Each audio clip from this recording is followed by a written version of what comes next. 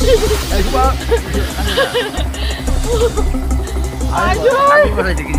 আছে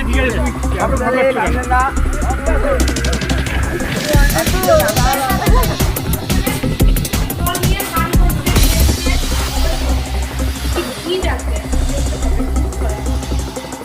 ইট ফুল গাছের টব কোদাল হচ্ছে গ্যাস পেয়েছে সাইডে লেগেছে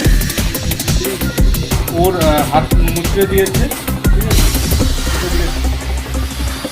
এই যে হাত মুড়কে দিয়েছে এক্সরে করে এলাম গলা টিপে টিপে দিয়ে হাত ছড়ানোর সময় চেনটা নিয়ে এই যে হাত মুড়কে দিয়েছে এক্সরে করে এলাম গলা টিপে টিপে দিয়ে হাত ছড়ানোর সময় চেনটা নিয়ে নিয়েছে বলছেন হ্যাঁ হ্যাঁ আর আমার হাতে শাখা ছিল সোনার শাখা মানে হাত এমনভাবে মটকেছে আমার শাখা ভেঙে গেছে আমরা এখানে নতুন এসছি আমরা চিনি না কাউকে আমরা 3 বছরও হয়নি এসছি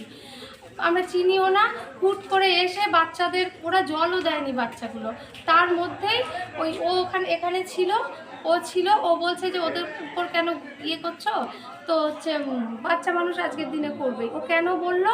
একজন ছিল ওকে গালাগালি করে তারপরে গিয়ে ফোন করলো বাদ বাকি আরও সব মদ টদ খেয়ে সব কারা ওরা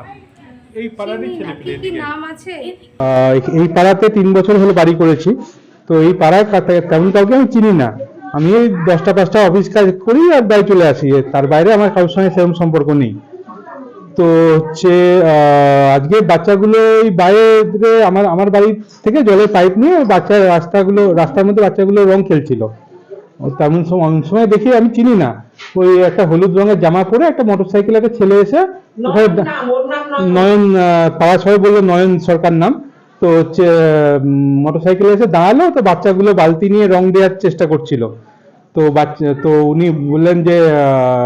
এই রং দিবি না একদম ঠিক আছে তো খুব বাজেভাবে বলছিল আর কি বাচ্চাগুলোকে তো বাচ্চাগুলো তবুও দেওয়ার চেষ্টা করছিল বা এরকম কিছু একটা হচ্ছিল আমি তখন এইসব জায়গাতে দাঁড়িয়ে আছি বাড়ির ভেতরে দাঁড়িয়ে আছি তো চিৎকার চেঁচামেচি শুনে আমি একটু বাইরের দিকে বেরিয়ে গেলাম তো গিয়ে হচ্ছে ও তখন বাইক থেকে নেমে বাচ্চাগুলোর সঙ্গে ঝামেলা করছিল মারার চেষ্টা করছিল বা এরকম কিছু একটা হচ্ছিল তাই বললাম যে হোলির দিন তুমি বাইরে বেরিয়েছো বাচ্চাগুলো রং খেলছে তো দেবে কি করা আছে এতে ঠিক আছে তো এইটুকু বলা মাত্রই ও আমাকে অকথ্য ভাষায় গালাগালি করে ঠিক আছে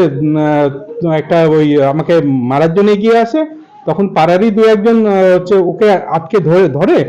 ধরে ওদিকে নিয়ে যাওয়ার সঙ্গে সঙ্গে ফোন বার করে আরো 7-8 জনকে ডেকে নেয় তো ডেকে নেওয়ার পর হচ্ছে ততক্ষণে আমার মা আমাকে টেনে দরজার পেছনে নিয়ে গেছে এবার ওরা ওই দরজাটা মা বন্ধ করে দিয়েছে ওরা কি করলো পাঁচিল টপকে এসে পাঁচিলে দেখবেন রেলিং গুলো ভেঙে গেছে পাঁচিল রেলিং ভেঙে টপকে এসে এখানে হচ্ছে আমার বাড়ির রিসেন্ট কাজ হয়েছে তো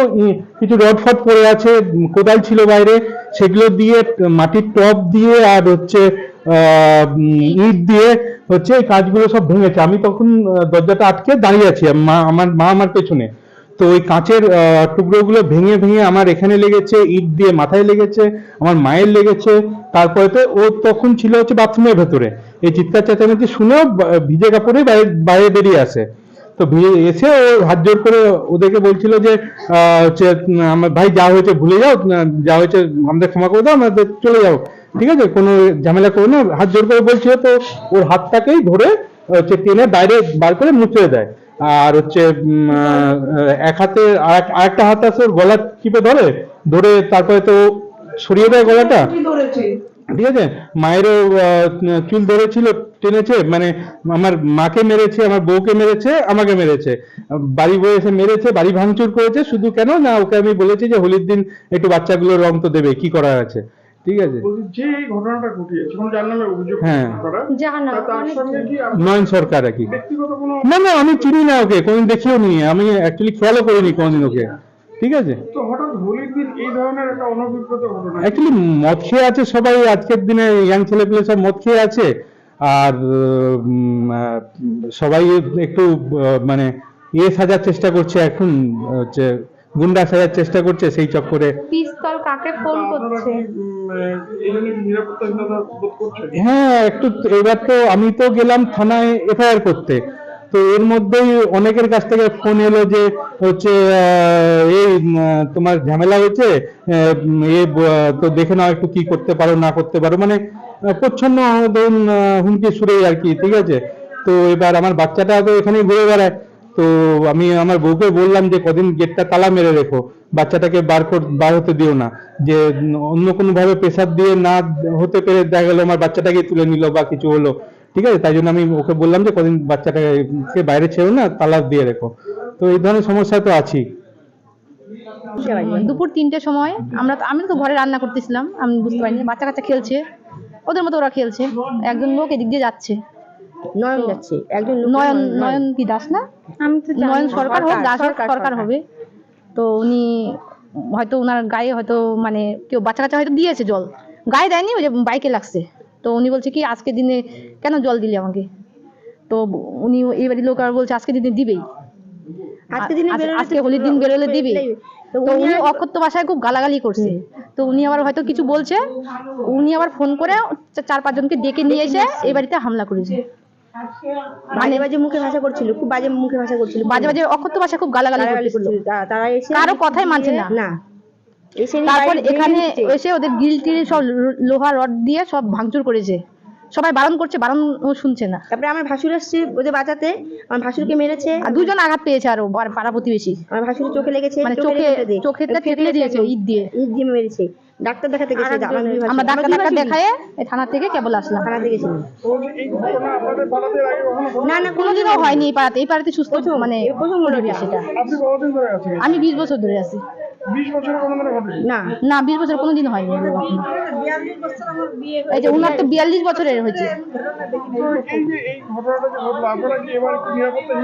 আমরা আতঙ্কিত এবং নিরাপত্তা হয়নি, কারণ আজকে ওর বাড়িতে হয়েছে, কালকে আমার বাড়িতে হবে না কে জানে। আমি মেয়ে মানুষ, আর মেয়ে মানুষ টানাটানি করেছে, এবারে ভদ্র মহিলাকে ধরেছে হাত ধরে, একটা বয়স্ক মানুষের মানে চুল ধরে টেনেছে। শাস্তি হোক। একজন অ্যারেস্ট হয়েছে, একজন হলে হবে না, সবগুলোকে অ্যারেস্ট করুক। 2-3 জন মানে পালিয়ে আছে, সবগুলোকে অ্যারেস্ট করুক, মানে ঢুকে নিয়ে এখনো বাড়িতে। আরো 4 জন বাকি আছে, কেস দেওয়া হয়েছে, একজনকে ধরেছে, আরো হচ্ছে 4 জন আছে।